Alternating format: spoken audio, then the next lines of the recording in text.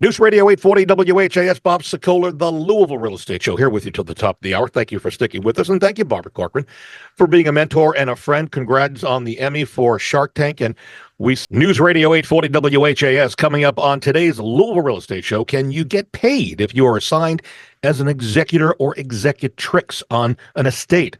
Also, what's the latest going on with the dropping of mortgage interest rates? And what counts as income when you're buying a home? And scams.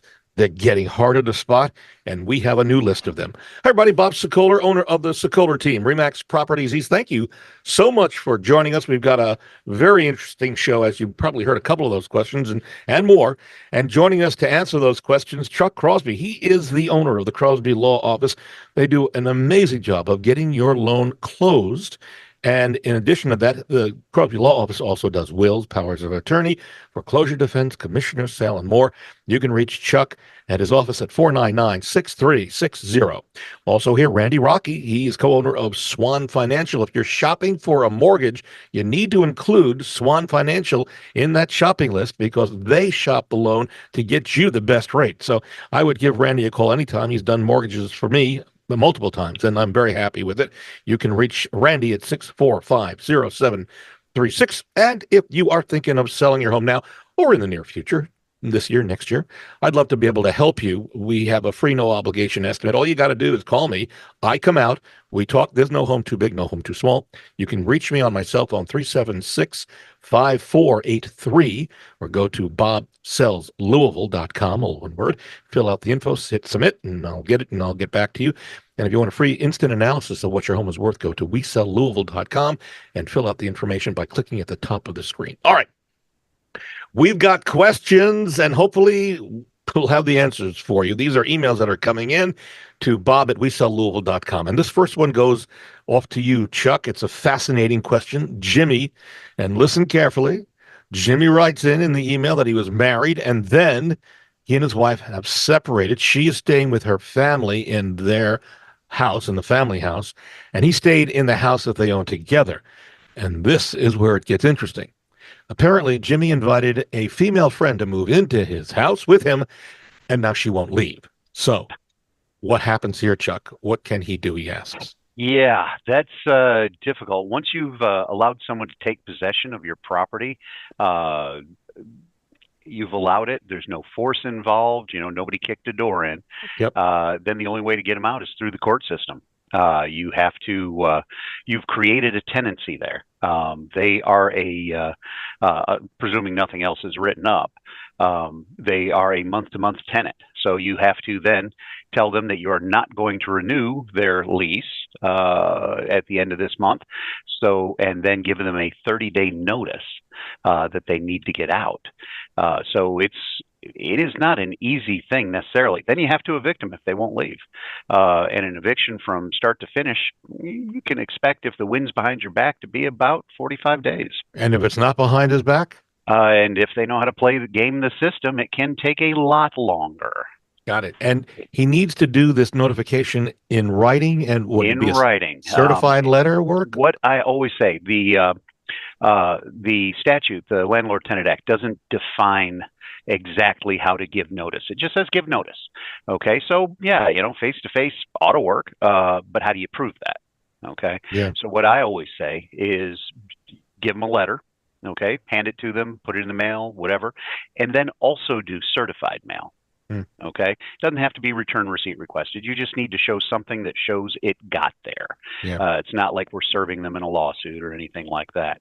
You just got to make sure that you have some evidence that notice was given.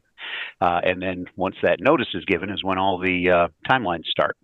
And to expand this a little further, this really also holds true for anybody who owns a home who is renting that home to somebody, and maybe the renter is no longer paying a rent. Oh. Yeah, well, that's a little different. If you invite in the girlfriend and she's there living for free, you have to let her know that, hey, the lease is up at thus and such a time, and then if she's not out, you go from there. And that's a 30-day notice period. If it's a tenant who's not paying rent, then you have to send them the 7-day letter, which says, hey, you have 7 days to pay your rent or get out. And if at the end of the 7th day they haven't paid or gotten out, then you go and you file for the eviction. Got it. All So it's right. a little quicker if there's rent involved. Yeah. Yeah. Okay. So you got something there in Yeah. the way of proof. We're going to move over to Randy Rocky at Swan Financial. Eric sent us this email. He's shopping for a new home and was excited to hear that the Fed had dropped short-term interest rates a half a point or 50 basis points. That's a couple of weeks ago now. He said he was hoping to see mortgage rates come down, but was surprised it didn't necessarily happen. He's wondering what happened in this email. Randy? Well, short-term rates are more involved with home equity lines of credit and car loans, credit card scenarios. Uh-huh. But it also affects long-term rates in the long run. But they already baked that in. That half point was anticipated for what happened with long-term rates, and they dropped 3/4 of a point in the last month and a half. So anybody that has a mortgage in the last 2 years should really look at refinancing. But so that has been the problem. So they were already baked in, and we're projecting 1.5 to 2 points. It's going to be slow. More that they're going to drop short-term rates, which in my opinion is going to lead to a 0.5 point to 3/4 point long-term rates in the long run dropping. Okay, and they're also talking the next Fed meeting is November, right? As I understand. Yes, and I really feel like the next two meetings, there's one in December too, and they're going to drop 1/4 point on each meeting unless we have some unforeseen scenarios come out on reports. Got it. All right. Pretty good.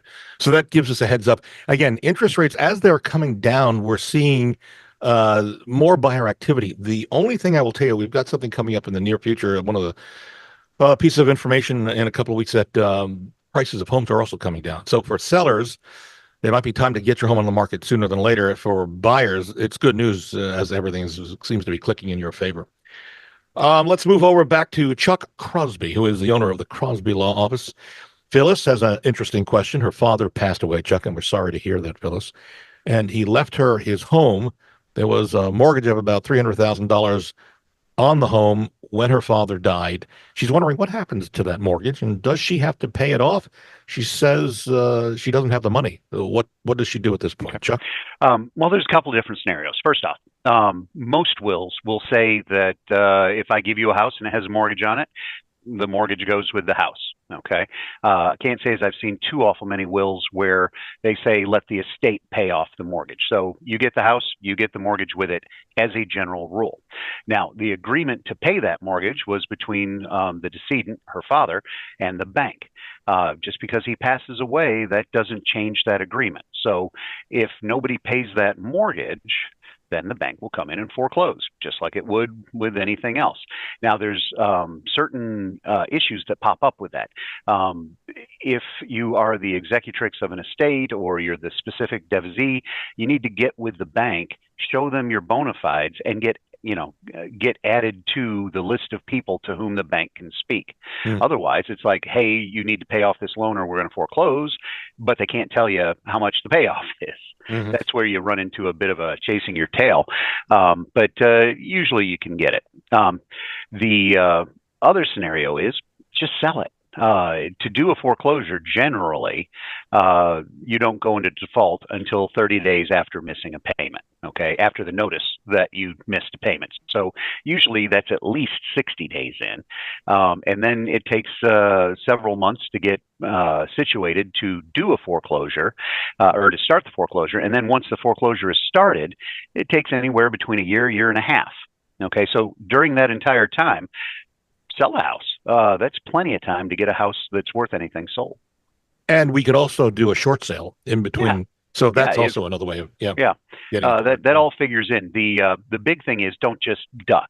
The banks will come after you. Okay. So I know that's a definite. Absolutely. All right. A reminder, you can see a rebroadcast of this show, actually video, in addition to the audio. Simple, go to LouisvilleAnswers.com. That's LouisvilleAnswers.com. And a reminder, you can watch videos of some of our sellers as we close on their homes. I do interviews on occasion since COVID hit, kind of cut back on that just because of COVID, but still do it. You can go to LouisvilleSellersTalk.com. That's LouisvilleSellersTalk.com. We're going to take a break. When we come back, scams.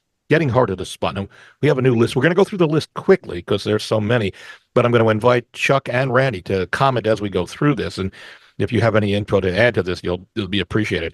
Anyway, that's coming up in just a couple of minutes. A reminder, staying with us till the top of the hour, Chuck Crosby. He's the head guy at the Crosby Law Office.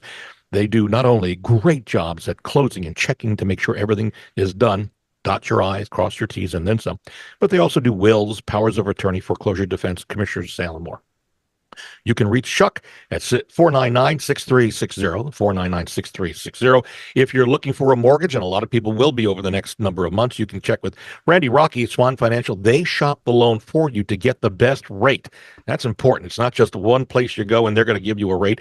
Randy and his team will shop it for you. You can reach him at 645-0736. And if you're thinking of maybe selling your home now or in the future, I'd love to be able to help you. Simply give me a call. There's no home too big, no too small. And quite frankly, come out free, no obligation. I'll talk to you as much as I can, as long as you want. Answer all your questions.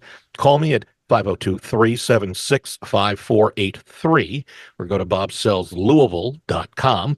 And also a reminder, you can go to WeSellLouisville.com and click at the top of the page. We'll get you an instant estimate on what your home is worth. It's computerized, but it is something to start. And we're back in a moment on News Radio 840 WHAS. So certainly really look forward to seeing you down the road when we visit you up in New York. With us, continuing till the top of the hour, Chuck Crosby. He's the head guy at the Crosby Law Office. You can get your real estate closed, your home, your business closed at Chuck's office, along with maybe getting a will done at the same time or close to it at the same time, powers of attorney and foreclosure defense and the like. You can reach Chuck, 499-6360. Also, Randy Rocky sticking with us. He's one of the head guys at Swan Financial. They do a great job shopping your loan to get you the very best rate. 645-0736 is his number. If you're thinking of selling your home now or in the future, I'd love to be able to help you. I'd also have a team of agents to help you buy a home.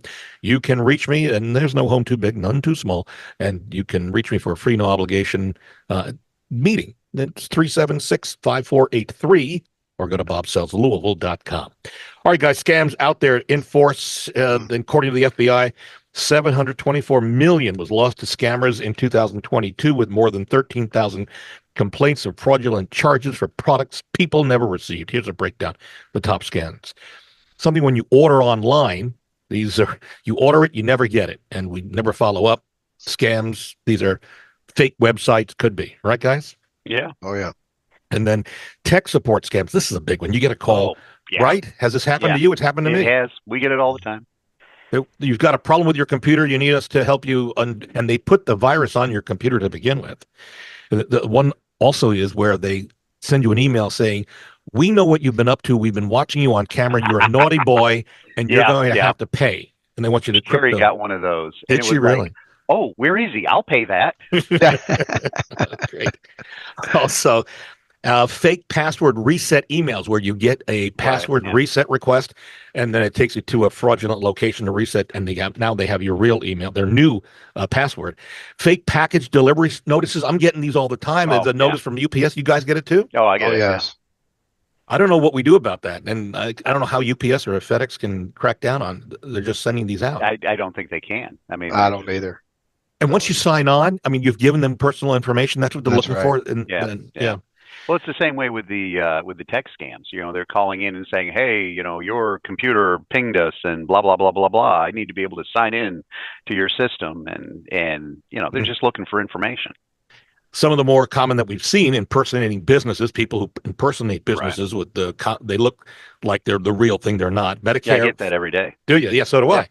Medicare fraud scams, where scammers often target people during Medicare enrollment periods, and those are coming up again, I think, and that's going to be a problem for any of us who are seniors.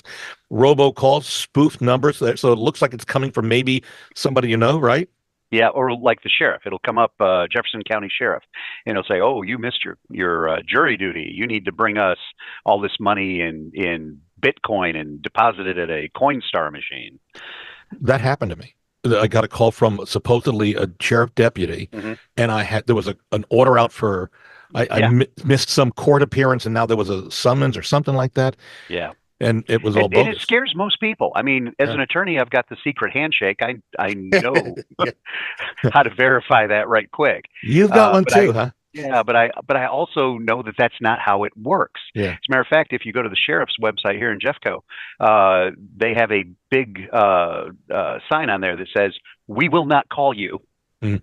Yeah, that's what everybody's saying. If you're going to get picked up with a warrant, they're not going to notify you ahead of time. Mm. By the way, my secret handshake comes from the Three Stooges, and it involves a woo, woo, woo, if you remember. I do. Grandchild in trouble scams where grandparents are getting calls at their grandkids, and who doesn't? This is, yeah, I'm in a Mexican jail. Yeah. The one I found interesting: romance scams. Loneliness in retirement can make us all vulnerable to romance scams, where someone pretends to be interested in a relationship to ask you for money. Be cautious of anyone asking for money whom you've never met in person. Remember that, folks. Sweepstakes, lottery scams, stolen mail, and check fraud. Never, I would tell you now, do not ever mail pieces of mail with checks, documents. Don't leave it in your mailbox. I wouldn't even leave them in those blue mail post office outside boxes because they can get into there. I'd go into the post office and mail them in an actual post office. You guys agree with me on this? Oh, yes. I don't put things in boxes. I haven't since COVID. Hmm. The UPS box and the US mailbox that we have out in front of the office, Yeah. those were broken into regularly. Yeah. Remember this, folks. This is important stuff. And a credit card fraud. I mean, you received a credit card balance has been paid off, and surprise, you still owe money. This is happening all the time. So, to hear a replay of these scams, again, go to LouisvilleAnswers.com. That's LouisvilleAnswers.com, visual and audio as well. Back to our questions coming in via email. Lily has not bought a home in the past 10 years, but she is planning to sell and buy a new home this year. And Lily is wondering, Randy, what counts as income? She says, I'll read off some items. You tell me if they count as income or not. You ready? Okay. Yep. All right, here we go. Paycheck obviously counts as income. Uh-huh. All right. Yep. Yes. Commission. Well, let me say this. Yeah, if it's a employment paycheck, you're saying, right? Hourly or salary. Yeah, Yes. right. Commission is we have to average the last 2 years. And as long as it doesn't drop more than 20% from last year to this year, then we're good on counting it as income. And then next she asks part-time job, and that has to be 2 years on. That has to be business? 2 years. That's correct. Okay. Military benefits. Yes. Babysitting money. No. Oh, well. Yeah. If it's more than 2 years, we might be able to do that as long as they report it to the IRS. Child support. Yes. As long as there's 3 years left. Alimony, freelance work. As Or long as there's- alimony and then freelance work. Alimony, yes, if there's more than 3 years, and freelance work if it's being if they're self-employed. Then at that point, as long as it's more than 2 years, and they file taxes. But remember, documentation is going to be needed. Yes, on that, right? documentation. Yes. And then this one, money made through selling items on eBay. No. Okay. No. Well, if you have it over 2 years, I might be able to make that work if it's consistent, but that's a very tough one. That one depends. And finally, investment dividends. Yes. Yeah. As long as long as we know that they're going to last, I think it's 3 years on that. All right. So that gives, hopefully that answers your question. It's also an eye opener for everybody else who is listening, who's thinking about buying a home. And we'll give you Randy's number out as well in just a little bit for you to give him a call if you're thinking about buying a home. A reminder for you, if you want to see what people are actually saying about our Sokoler team, we've got great reviews. I'm very proud of my agents and what we do. Go to LouisvilleZillow.com or LouisvilleGoogle.com. This next question is for Chuck Crosby at the Crosby Law Office. Chuck, Cliff sent us an email. He's the executor of a home that is on the market, and the home itself belongs to his brother. He is wondering, does he get paid for being the executor, and who creates the dollar amount of how much he actually gets paid as the executor? Well, statutorily, it's, I think, 5%.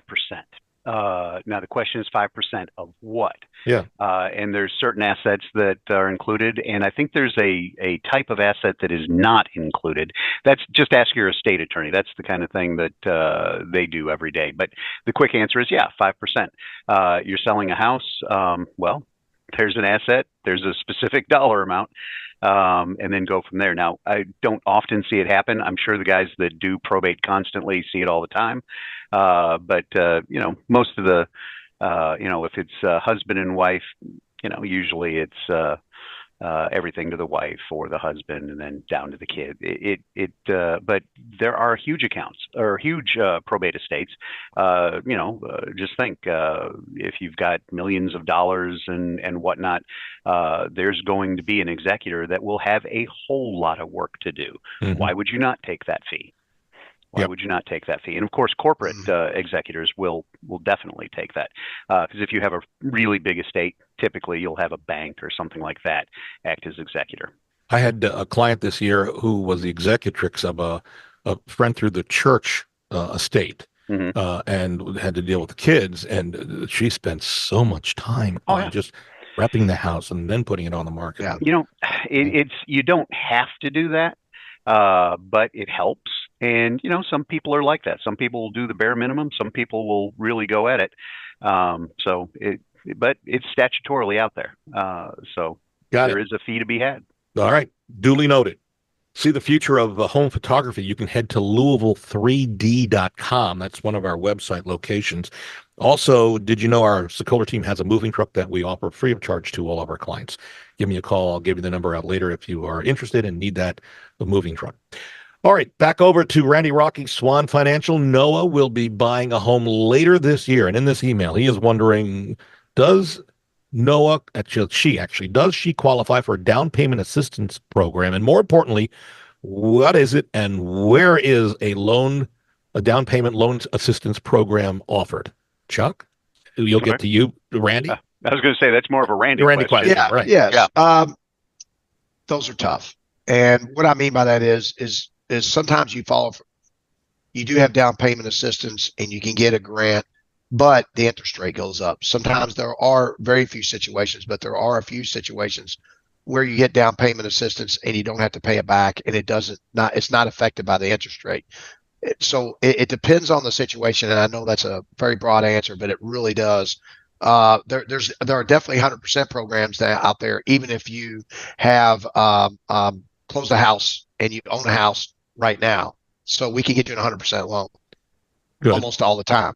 But the down payment assistance comes and goes, and there are some qualifications income wise, and if it's available, and it gets a little more complicated in that scenario. Got it. And often, for example, I would check in with Randy, and then he could always keep you on a short list if a loan assistance program becomes available. That's right. And Chuck, right. How often, I was going to you about how often do you see closing loans? Fairly regularly. Regularly. KHC, right. KHC loan and adapt. They're fairly common. Now I know there's a few other outfits that'll do grants, but I figure the competition has to be, or the qualifications have to be pretty stiff, because I get tagged with emails to show this and that and the other thing before they'll allow that to go ahead. That's right. And like on KHC, you pay the down payment back in most scenarios. Yeah, in most, not all. And that's where it gets, and I think Chuck, you'll agree with me, where the vast majority you pay back. And but there are situations income wise, and there's something available at the time. Which Bob, you make a good point. There are times when I could put them on a list and go, okay, this is where the DPA came in and they didn't raise the interest rate, but it's very uncommon and it goes very quickly. And isn't there like a set amount of money for that? And that's when it's gone, it's gone.